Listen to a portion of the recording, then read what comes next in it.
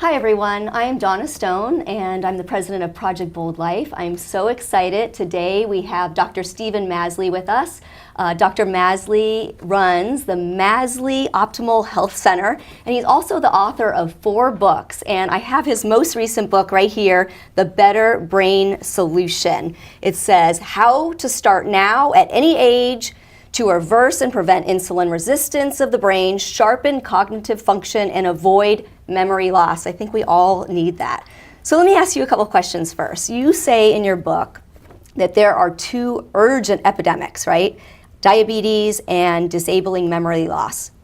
Can you explain this a little bit more to me? Well, it's really increasing rapidly, which is the definition of an epidemic. Like memory loss, right now it's the most expensive disease in America today.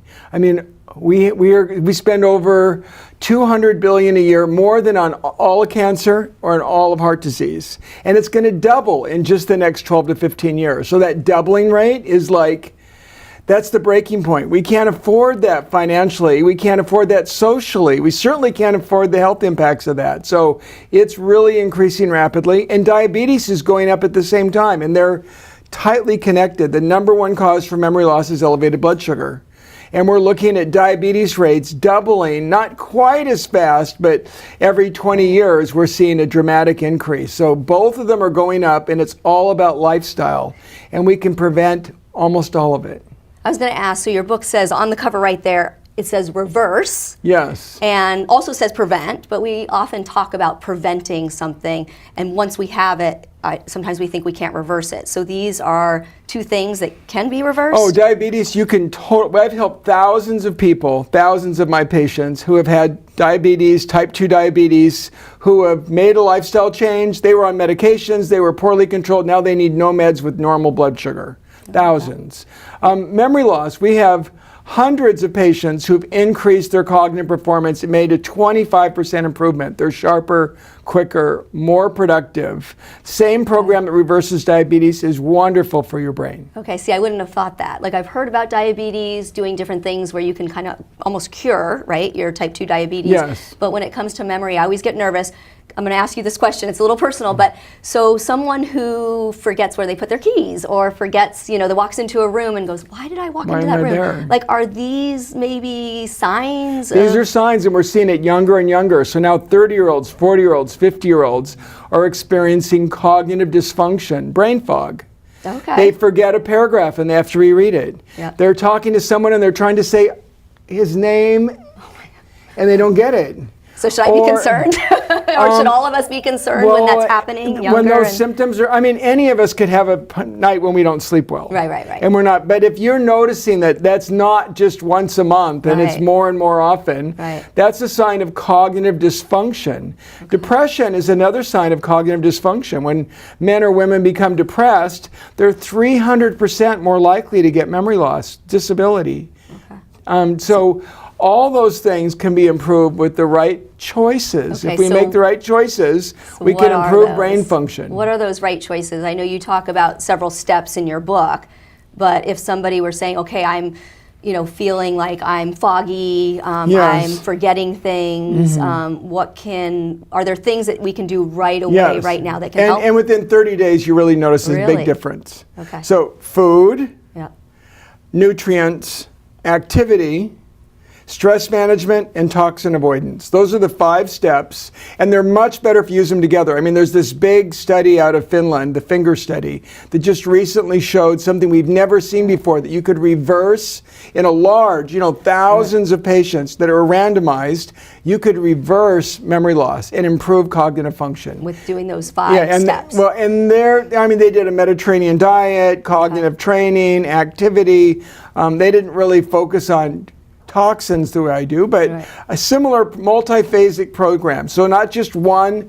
The old model was you can only do one thing at a time and you see the response, but that doesn't work for the brain because multiple things cause cognitive dysfunction. So if you only do one, probably won't work. Right. If you do all the steps, wow, it's amazing to see the results. So can you walk us through just a little bit of each step so that if somebody's out there going, okay, I'm going to do these 5 steps, but what do I do? You said food, so what does that mean? So what can I do to hopefully make positive changes? Well, food. So number one, we got to stop creating abnormal blood sugar control. Okay. So there's foods to add and some foods to avoid. The ones to avoid would be sugar and refined carbs, like bread and flour, anything with grain flour, potatoes, all those things that cause our blood sugar to surge, shut off our brain. We literally, when we have a sugar spike, we turn our brain off, surprisingly enough. When your brain sugar levels go up, your brain shuts down. And if we did a PET scan and we looked at brain function, we would actually see the brain goes quiet, like dark, when you have sugar. And when you eat healthy food and you think, your brain lights up like a Christmas tree when we're looking at, so we can really see the difference. And most people don't realize, not only are they turning their brain off and decreasing their function, but they're killing their brain cells, they're growing amyloid plaque like we see with Alzheimer's, and they're shrinking their brain. So how long would it take somebody if they decided, okay, I'm gonna, get off my, sweet tooth or all the sugar that I'm eating? Does somebody notice immediately that maybe they're feeling like more focused or? 2 weeks. 2 weeks. Clearly by a month. We have randomized trial data from our clinic showing that within a month, people are 25% sharper, quicker, better brain processing speed. It's like they got a better computer. And they had a 40-some% improvement in attention and focus. That's amazing. That is amazing. Okay. Now I need to get my kids off sugar too then. So, but instead we're adding foods, like foods we want to add. I mean, I would say there's like 3 big categories that are really important. First, there's plant pigments. Things you like to promote, and I've seen your recipes. So, so like green leafies. If you have a cup of green leafies every day, your brain is 11 years younger than someone who doesn't. 11 years, that's a lot. I'm feeling younger already. Yeah, beets, blueberries, cherries, those dark red, blue pigments. Major difference in brain oxidation. They're antioxidants that protect our brain. So when you were talking before about sugar, and then we were just talking about cherries and blueberries, those of course have natural sugars, very different. But they have you look at the glycemic load. When you eat a portion of those foods, how much does your blood sugar go up? Because of the fiber and their nutrient content hardly goes up at all. So berries, all fruit except for a banana have a low glycemic load. That's kind of a myth that fruit causes your sugar to go up. Juice does. Dried fruit, yes. When you process it, that's a problem. But especially the berries and cherries have like some of the lowest glycemic load, and they're really super good for our brain. But other pigments like dark chocolate, we should have at least 1 or 2 ounces of dark chocolate a day. Sounds good. Green tea. You can have red wine, but it has to be in moderation. Yes, if 1 glass of red wine with dinner is probably good for your brain, more is not better. I mean, absolutely not. So if you're thinking 3 or 4 or 5 servings a day, no, who are we kidding? Sorry, not happening. So that's the food side. So getting rid of the sugar and the grains, like you said, adding in these healthy foods that you're talking about. And smart fats. We need, your brain is almost 60-70% fat by weight. It's 40% long-chain omega-3 fats, like from seafood. We need smart fats like olive oil and nuts. When we give, in studies, when we give people nuts and olive oils, their brain speed goes up, their cognitive function goes up, and it decreases memory loss. So it's definitely not a low-fat diet. Well, and that is just starting to be popular again, right? The healthy avocado, fats. Cooking with avocado oil, wild salmon for omega, so cold water seafood, avocados, nuts, olive oil. Those are great fats. And the third category, the last one, would be spices and herbs. That they're anti-inflammatory and they make our food taste good. Now, is there one specific herb or spice that you would say is best? Okay, if I get 2, I take Italian herb seasonings and curry spices. And in that, rosemary probably is the best known, best studied for your brain and Italian herbs.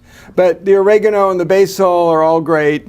In curry spices, it would be the turmeric, which has curcumin is the active agent. Okay, great. So those are awesome for our brain. We really want more spice. It makes our food taste great.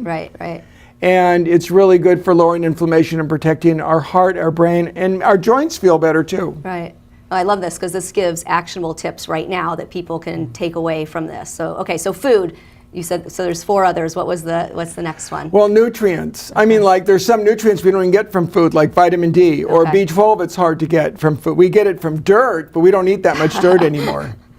So, so like the B vitamins, like mixed folates, which we get from food, not just folic acid.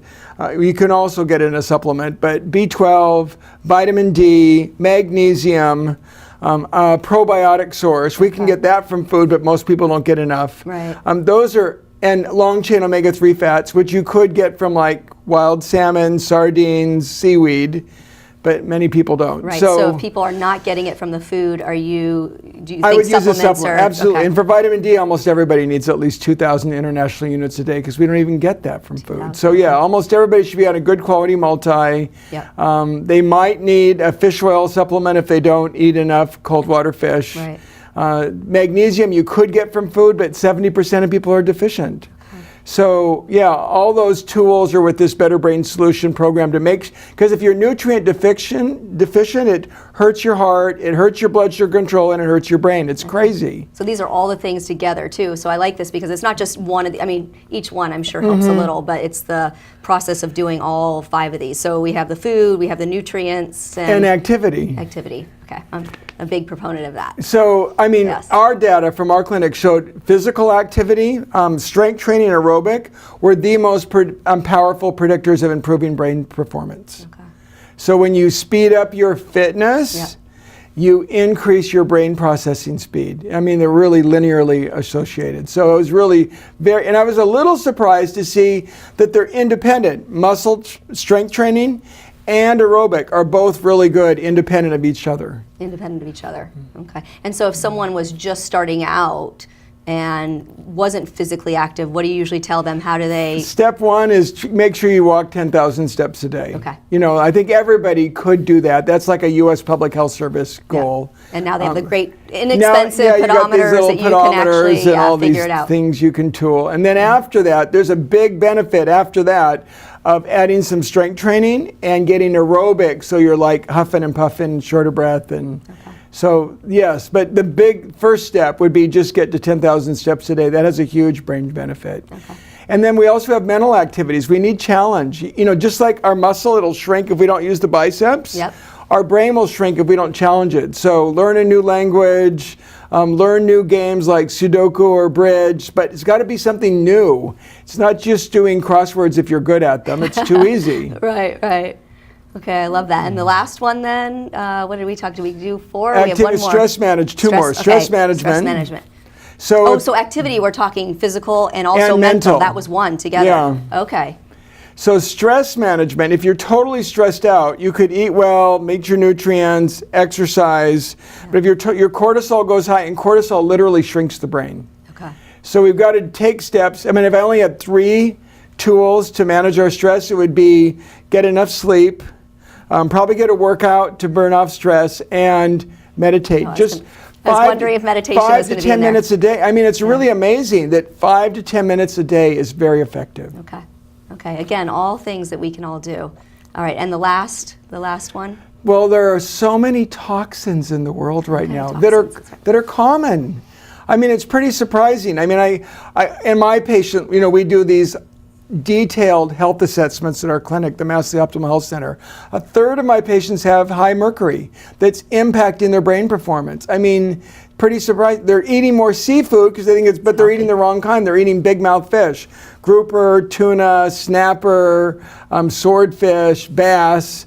Very high in mercury. So stay away from those. And eat more wild salmon, sardines, shellfish, especially from cold water, like mussels, oysters from cold water. You know, those are things that are really good for us, and we need more of them. So, so mercury's one. Nitrosamines are another big one. I mean, that's what they put on deli meat, sandwich meats, bacon, right? And people think of them as like, okay, they cause cancer. Well, yeah, they do. But worse, they cause insulin resistance, blood sugar to go up, and they're neurotoxic. They literally kill, when we give rats the equivalent of a couple servings of bacon every day for like what humans would eat, rats get Alzheimer's almost immediately. The nitrosamines are neurotoxic. Now, can you get that without the Yes, you could just go on, you know, so nitrates? Like on our website, we have a link where you can go buy bacon that's nitrate free, but you know. So everybody doesn't have to worry out there, okay, I can never eat bacon again. But you shouldn't be eating foods that have pesticides, that are enhanced with pesticides and nitrosamines because they're toxic. Right.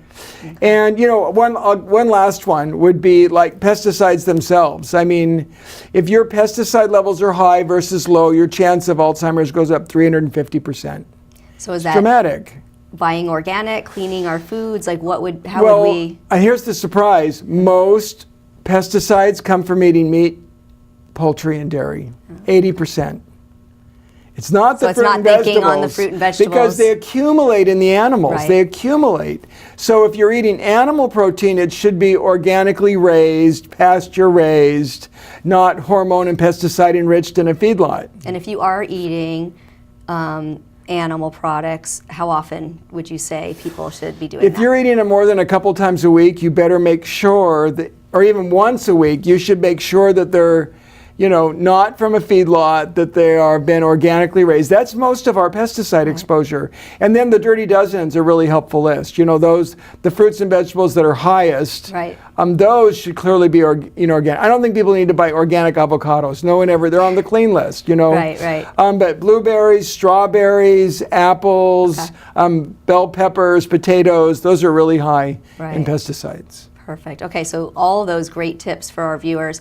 I know you work with thousands of patients that come in and are having issues, whether it's memory loss, diabetes. Can you give us just an idea of some of the success stories, like somebody coming in and maybe, doing your program, and how do they, what happens after 30 days or 60 days or? So what's amazing is people feel better quickly. Really, within just 30 days, you have more energy, you feel better, you sleep better, your romantic function gets better, and oftentimes if people are on medications, we're helping them wean off their medications. So it's really pretty, it's profound in the quality of life difference they get. And I love taking people off their meds, whether it's blood sugar, blood pressure, cholesterol, to say, it's not that the meds, I'm not saying they're evil or bad, it's just, you want to make people healthy so they don't qualify for them. Right. And then they feel better as not only is their health improving, when you take away the meds, they even feel better again. Right. So it's really a 2-for-1 sort of deal here. And we've published that our average patient's artery plaque is shrinking, their brain processing speed gets better, they're on less meds, they lose weight, their blood pressure, blood sugar, cholesterol are better. I've had a few people who've been to see a dozen doctors, they've been to Mayo Clinic. No one could figure out what was wrong, but they were only looking at blood tests and x-rays. Right. And they didn't have a surgical or a drug fix, or they were on 5 blood pressure drugs. Right. No one just said, eat these foods, meet your nutrients, add some activity, manage your stress, and they lose 40, we've had people lose 40, 50, up to 100 pounds, get off all those medications, feel so much, totally transform their lives. Right. Sometimes people just need a plan, right, to follow, and one that is proven. I love this one guy who came up to our office once. He came wearing 2 pairs of jeans. He had one pair that would fit. They were like a 34-inch jeans. And he brought the other pair he was wearing that was like 44, 46-inch jeans on the outside that he was holding out like this. He goes, this is what I wore last year. And he just got the book. Just from reading the book, he said, I'm going to follow this. And his pant size went I love it. I love the success stories. It was and I'd never even met him. Right. He just came in. Right. He came to St. Petersburg on vacation so he could drop by the office and just drop in on us. I love that. So let me ask you this. So a lot of people are reading your books, but you also see people in your office. If you couldn't see someone physically, let's say you're just talking to them over the phone, would there be 3, 4, or 5 questions that you would ask them that would help you understand how healthy they are? And what would those questions be? Well, do you ever have brain fog? Okay. Do you feel forgetful? Are you sluggish at all? Do you have to reread a paragraph? Are you forgetting names? If you're losing, we have a heart replacement, a kidney replacement, a liver replacement. You can't replace your brain. And if you're starting to feel those signs, literally your brain is shrinking. Don't wait until your brain is shrunk. If you're having signs of brain fog, this is the time to do something about it. Your energy, I think, would be another one. Okay. If you're feeling that energy drop, like you're dragging at the end of the day, you come home from work and you're beat. Okay, you should feel fantastic and all excited about coming home. Right. And if you're not, then there's some mitochondrial function at a cellular level is off.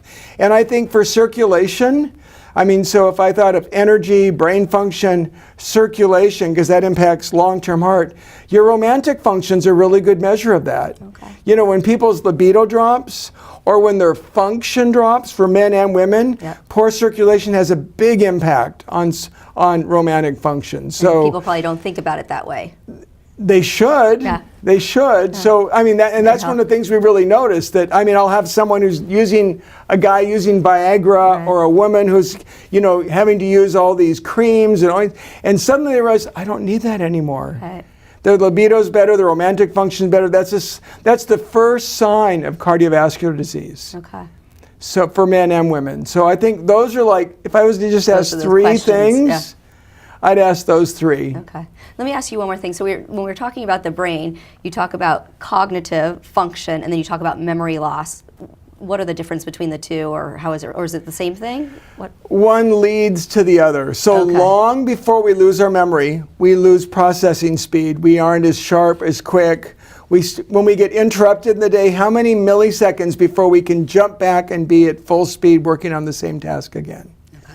So I think if you're starting to feel sluggish, if you're not as sharp and quick and pounding stuff out, and at the end of the day, is your brain still going? Or you're like, I got to stop and just go home, I can't take it anymore. Right. That's a sign your brain cells are dying, you're not meeting your biochemical needs for your brain, and it's probably shrinking. Okay. Don't let that happen. Something now. Don't let your brain shrink. This is your chance now to feel better, improve your energy, your quality of life, even your romantic life, and make that huge difference. Right, right. We were talking earlier before we started this interview that, for Project Bold Life, there are 7 pillars. And of course, one of those pillars that help you lead to a bold life is health, and how Yes. important health is. I mean, you talk a lot about treating the whole person. I've read this over and over when looking at whether Yes. it's your program, your books, and at Project Bold Life, where we have the same philosophy. It's about the whole person. It can't be just one little silo. You have to look at your whole life. What does the whole person mean to you?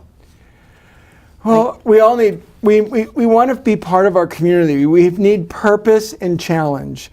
We should be driven to get stuff done and make a difference in the world. Those are things of a bold life, that we're full of vitality. We're out there in our communities. We're making a difference. We're making a difference for our family. We're not just going to work and coming home sluggish and collapsing on the couch.